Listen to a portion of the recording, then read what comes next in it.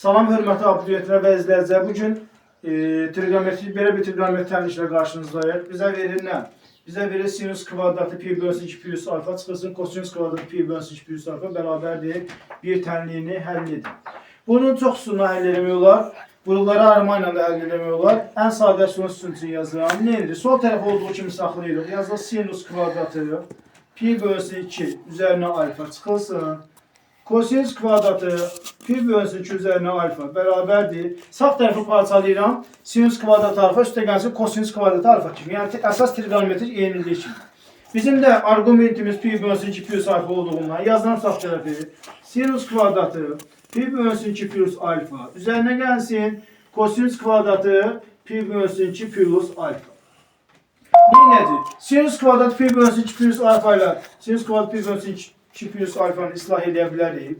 Burada qalır nə? Qalır mənfi kosinus kvadratı pi bölünsün 2 pi üs alfa bərabərdir.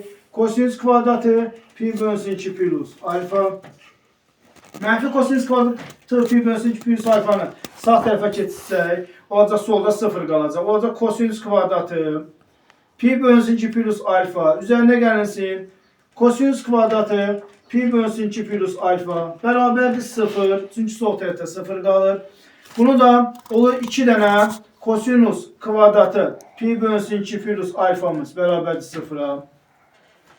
Dərəcə azaltma ilə yazsaq, 1-2 kosinus kvadratı alfamız bərabərdir. 1 pi üs kosinus 2 alfa bölünsün 2 üstündən istifadə edir. Bu 2 qalır qarşıda. Vurulsun. 1 üzərinə gəlsin.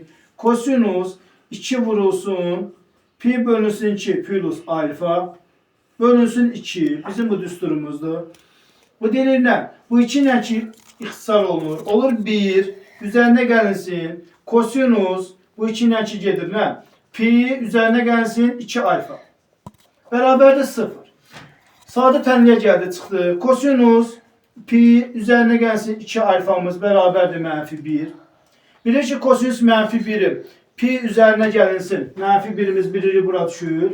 Pi üzərinə gəlinsin. 2 pi k'da alır. Mənfi 1'imizi. Yazıram. Pi üzərinə gəlsin 2 alfa bərabərdir. Pi üzərinə gəlsin 2 pi k. Çünki 2 pi k'dan bir dövr edir. Mənfi 1 bura düşür. X oxu üzərində olur. Biz bilirik kosinus alfa. Deməli, buradan da pi'lərimiz islah olunsa 2 alfa bərabərdir 2 pi k. Daha da sadələşdirsək, hər tərəfi 2'yə bölsək, alfa da bərabərdir pi k. Deməli, bizim bu tənliyimizin həlli alfanın 2 pi k qiymətlərində doğrudur.